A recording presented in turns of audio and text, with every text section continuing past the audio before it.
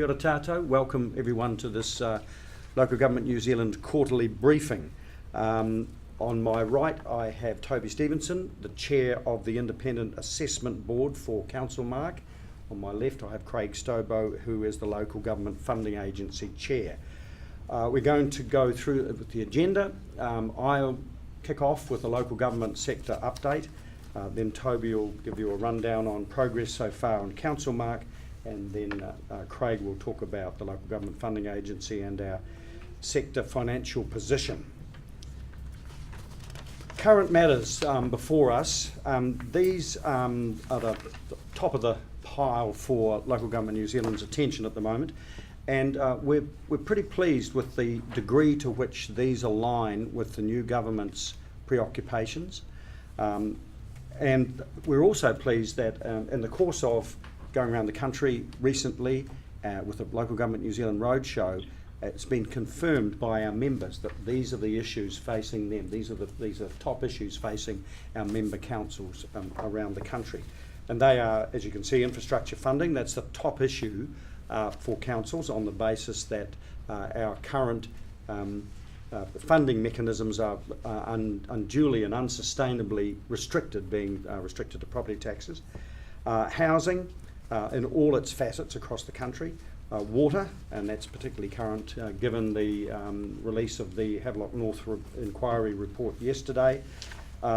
Climate change, that's a major Local Government New Zealand project affecting all of our members. And lastly, the New Zealand-China Mayoral Forum, which took place in Wellington last weekend. So those are the Lgnz's top strategic policy priorities. If I go through each of them, infrastructure funding, basically we need to allow enough funding, or have enough funding, for ensuring that infrastructure and the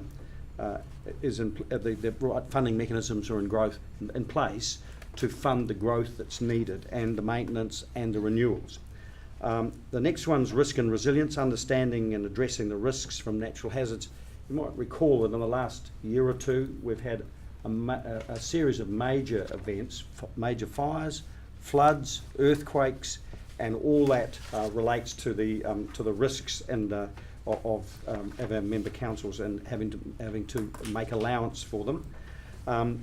The environmental issues that confront our councils are many, so that's a major issue. The social issues, we are hoping to be able to work alongside central government much more on addressing the issues that are coming out of congestion and growth, etc., in the urban centres, but it's not restricted to the urban centres. A lot of that, especially around housing.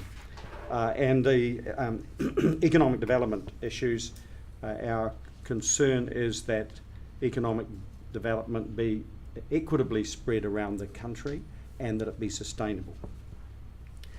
So infrastructure funding, as I've said, that we rely overwhelmingly on property rates to fund growth infrastructure for new residents and visitors, and it's just not sustainable at the moment.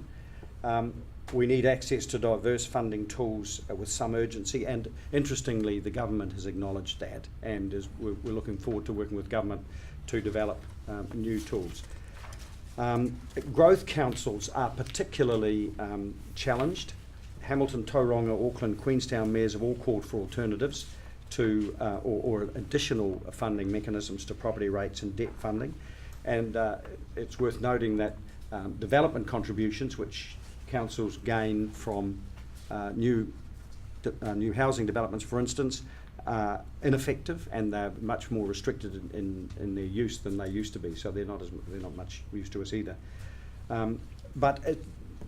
These challenges are not restricted to the growth councils.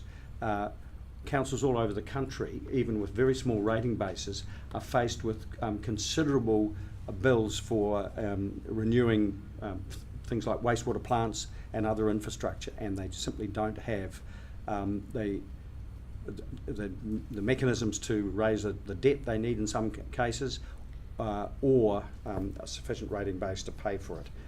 And with current long-term planning underway, we're into long-term planning year, this is an urgent matter. Hamilton, for instance, is staring down the barrel of a 16.5% rate rise because of some of these challenges.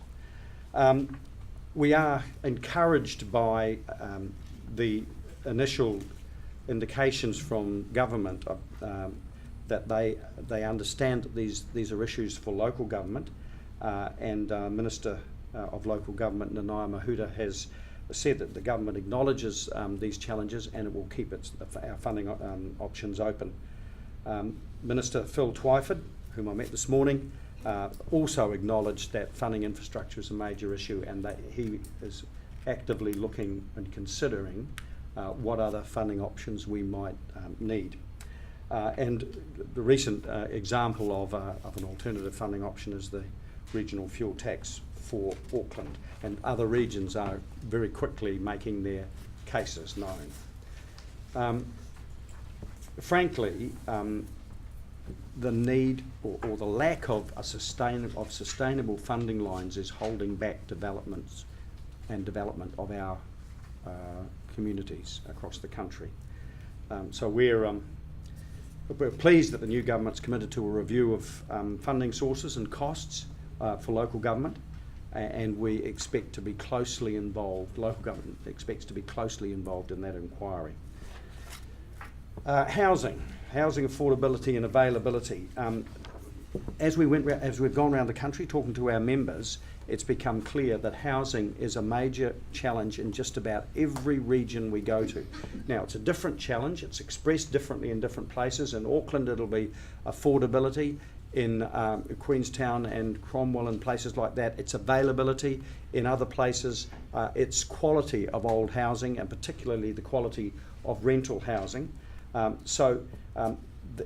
These are major issues, and they're becoming critical in some places. So Lgnz is doing a major piece of work, and we're pleased. We're doing a major piece of work on that, but we're pleased that there's been progress. The government put through the Healthy Homes Bill and is doing a bit of other work. So again, we expect to be working with central government on these issues. The current issue, water and water policy. This has been a key area of focus for local government for 2 or 3 years now, and we started off in 2014 actually with our Three Waters work. We launched our local government leaders water declaration in October. So the findings of the Havelock North inquiry shouldn't be too much of a surprise for us. The declaration reiterates the sector's commitment to lifting water quality, but all of these studies and the report on Havelock North raise the obvious issue of cost to communities. And I note that the Havelock North review report doesn't really have any answers for that. So that remains an issue. Water 2050, it's Lgnz's integrated water policy, and it has 5 themes, and this has been on the books for some time. The first of the themes is allocation, who gets the water. Second is obviously quality, and that's not just quality of drinking water, but quality of groundwater, etc., and water in rivers and estuaries and lakes. The infrastructure required to deal with water, whether it's delivering it or disposing of it, cost and funding for all of that infrastructure, and of course governance. And several of those were dealt with, or recommendations were made on them in the Havelock North report.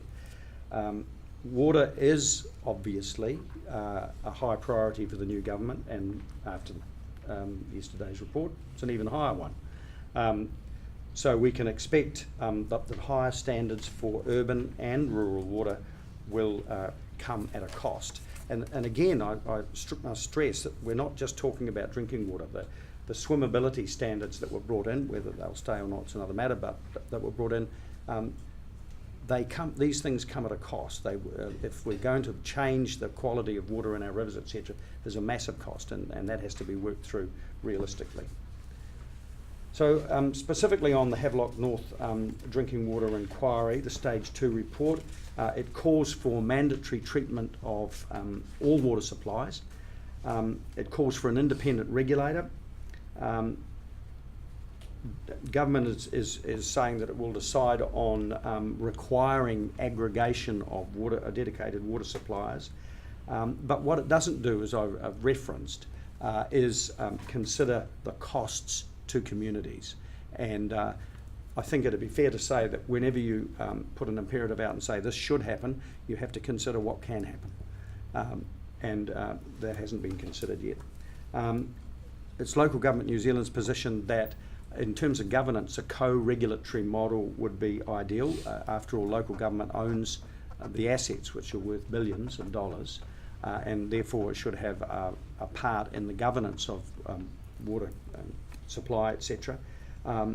It remains to be seen what the government will decide. Obviously, the report recommends an independent regulator, which is a different system. We believe that the decisions about aggregating water services, i.e. putting together the water supplies from a number of different communities under one company or supplier, these are decisions that should at least be influenced, if not completely open to communities. After all, they own the assets. Next one's climate change. I attended the COP23 Climate Change Forum in Bonn in Germany just a month ago.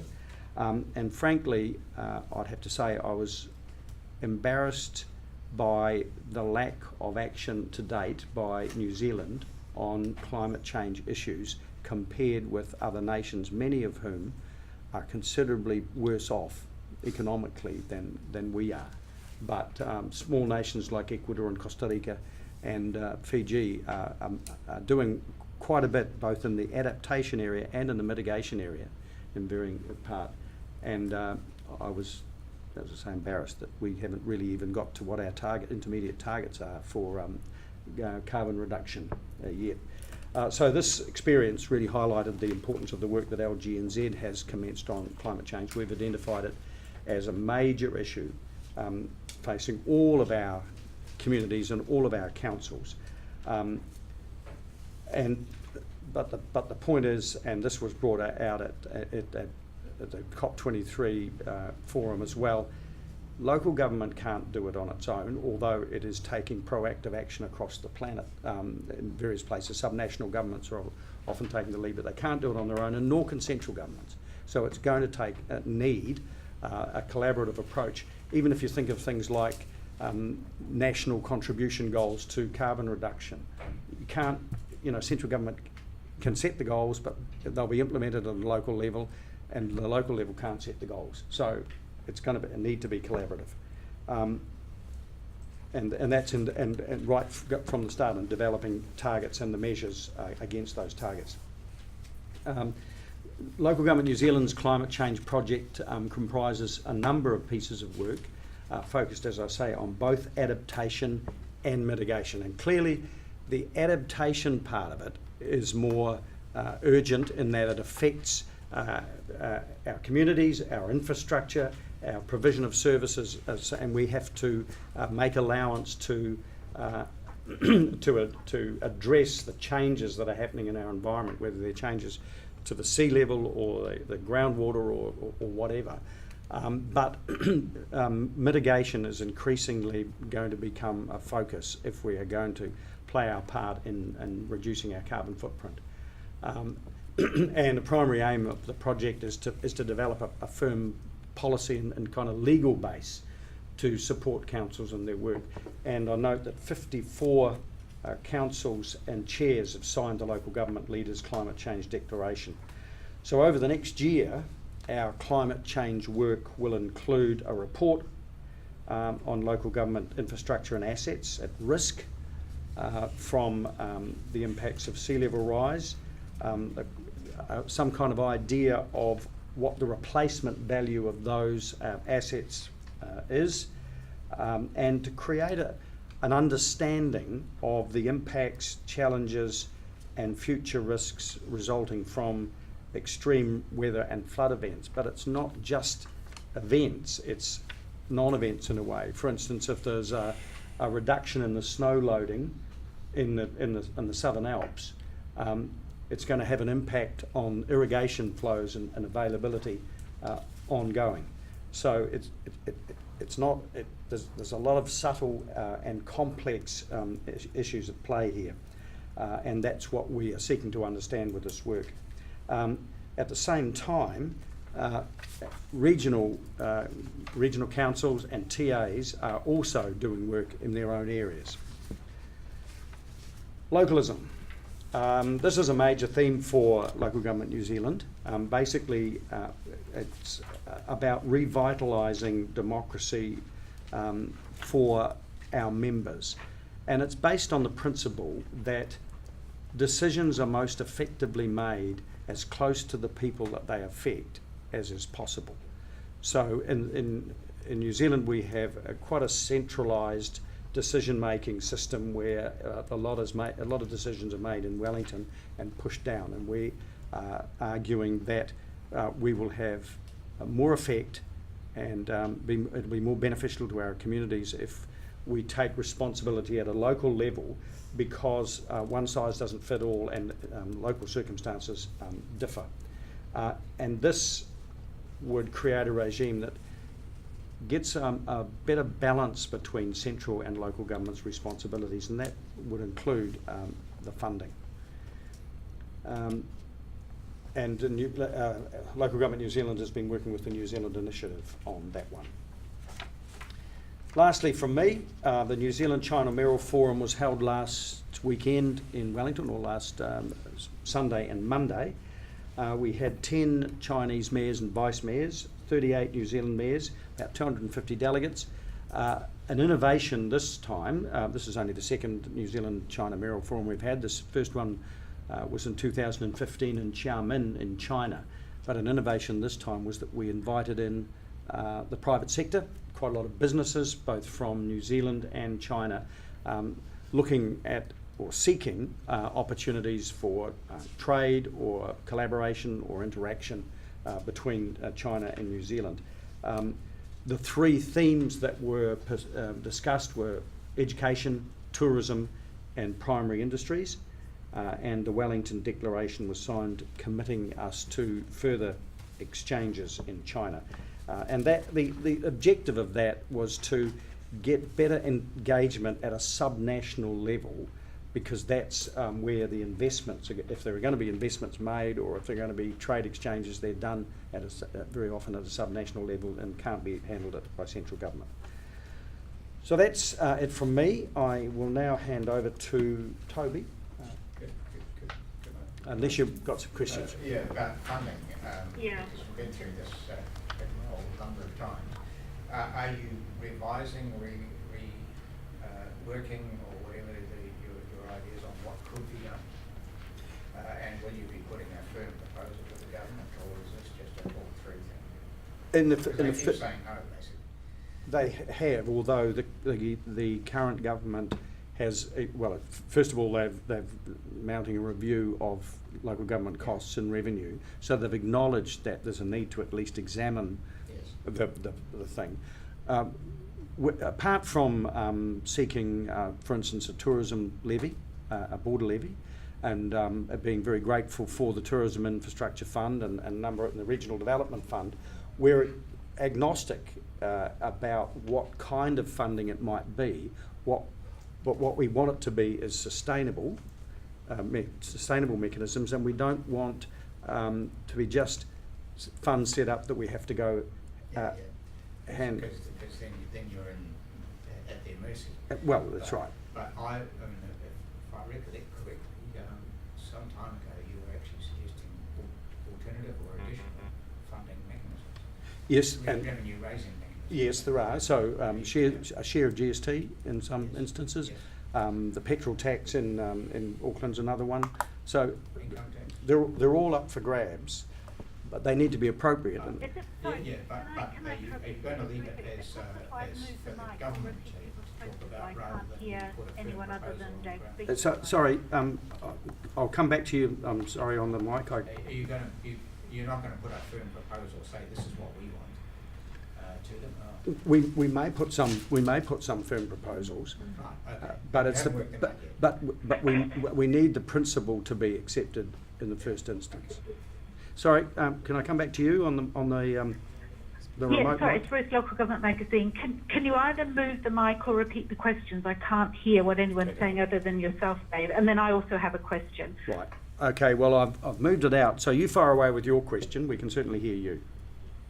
Thank you so much. What's the current state of play on the full well-beings, and what signals are you getting from the Minister on this?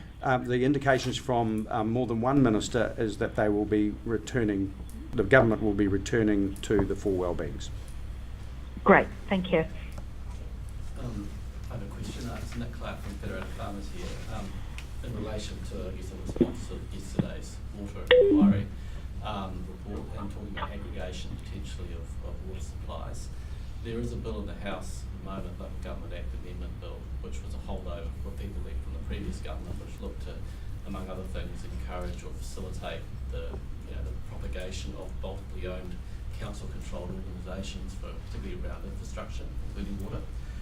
The parties in government currently were all opposed to the bill at the time, and I know Lgnz had some serious concerns about the bill, and I think even we had shared some of those. Where do you see that bill heading now? Do you think it might get renewed traction in the wake of this report? Look, that's for government to decide, but I don't think it's going to go anywhere. But I need to say that Lgnz is not opposed to the idea of joint CCOs. It's if they were imposed, and if the assets were just transferred, someone else's assets, community assets, transferred into them. But in many cases, they may be exactly what's needed. Thank you. You said that 54 mayors and chairs have signed up to the climate change declaration. How many haven't signed up? Well, 54 from 78 is 24.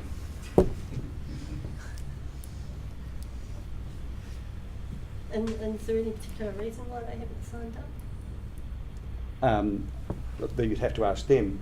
No, I don't know. Did you tap into the C40 initiative when you were there in Bond?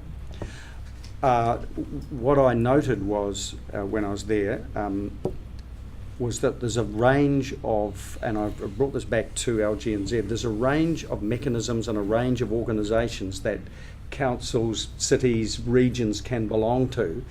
ICLAI, C40, Covenant of Mayors, you name it. And I think that we need to do some more examination. Various of our members are linked up with some of those. Yeah, Auckland's in the C40. Yes, and so what I've recommended is that Lgnz take a closer look at those with a view to being able to be in a position to recommend to our members whether Lgnz wants to be part of them or whether we facilitate our members being part of them. I understand it's fairly early days, but I mean, do you have any funding options that you'd particularly like to see?